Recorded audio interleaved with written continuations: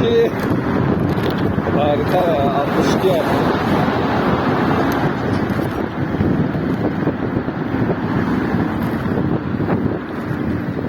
Evet. Burası Diyarbakır'ın en ilk yokuşlarından biri arkadaşlar. Ofis alt geçti ama hani ben 80 kilo bandında bir şeymiş. Ortalama yani rahat